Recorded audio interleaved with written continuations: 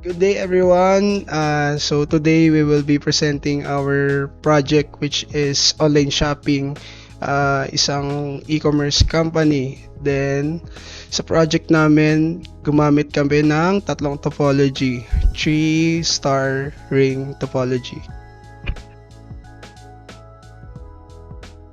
So ang admin namin ay ring topology. Naglalaman to ng 5 PC, isang switch at server at printer.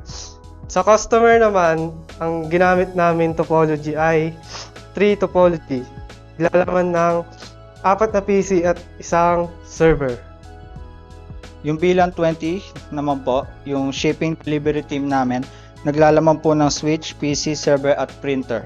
So ang ginamit po namin topology is star topology. Nag-set po kami ng mga IP address para sa pag-pick at pag-deliver ng mga parcel. Tapos gumamit po kami ng serial DTE wires para i-connect yung mga router para sa online transaction. So ang flow po ng topology namin is mag-order ang customer, tapos after nun, data mapupunta sa admin.